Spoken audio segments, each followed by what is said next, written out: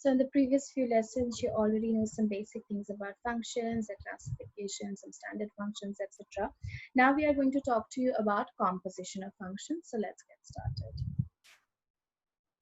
So suppose you have two functions here. The first one is from A to B and the second one is from B to C.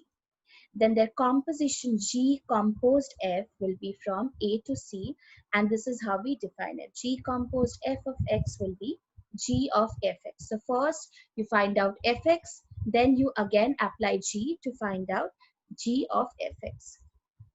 So A to B you have this function, then B to C you have this function G, then the composition G composed F will be from A to C. This is called the composition. So basically we're composing two functions and the output will be the output for the composition of function. Now there's one interesting thing you notice.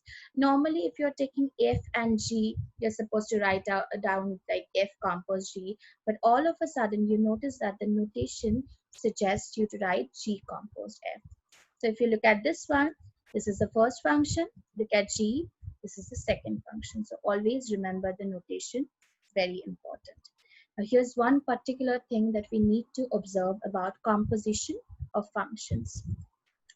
Suppose I'm taking this composition here, then it has to exist, because whenever you talk about functions, you need those basic things about this uniqueness and existence of images. So for this one to exist, the range of F should be a subset of the domain of G. So suppose F is from A to B and all of a sudden you have an element which is in the range, but unfortunately it's not in the domain of G, it will have nowhere to go. So it won't have any image when you are actually, applying G on it. So definitely it's not going to be defined at all. So whenever you're talking about composition, make sure you don't actually tamper this particular property. Now the next thing that we are going to do is some more properties of composition. As I have initially told you that look at the notation, don't write F compose G or G compose F just like that, understand this is the first function or this is the second function. This is because in general, this is non-commutative. If you find out F compose G and G compose F on most of the occasions, you will see that they're not commutative at all. So make sure you take care of the notation and the order. The second one is associativity. They are associative provided they exist. Don't change the order, but compose it first or second, it's okay. But this F, G, H order should not be changed because they're not commutative.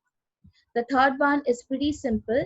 Existence of identity. You know that whenever you compose any function with the identity function, it's going to give you the same thing because that is basically the essence of an identity function. Now that we understand the definition and the basic properties, let's see some examples. Here we have taken fx equals to box x and gx equals to sin x.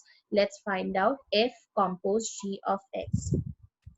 Look at the definition, it's very important. This is f of g of x. So if you look at this, how do we understand the notation?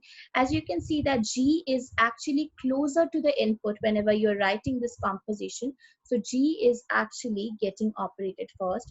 This is one possible thing that you can actually keep in mind while thinking about the order here. Put the value of gx, which is sin x. Now if you look at x, f of x, this is box x, so whatever be the input, you will have the box as the output. So this is the composition function. Similarly, if I compose g and f, what do we get? First you have fx, which is box x. Now g of x is sin x, so g of box x will be sine of box x. Unfortunately, these two things are absolutely not same. So this is where you have to be very, very cautious about the order. I hope you understand the definition, properties, and applications. So that's it from this video. In the next video, we are going to talk about one more special thing about functions. So stay tuned.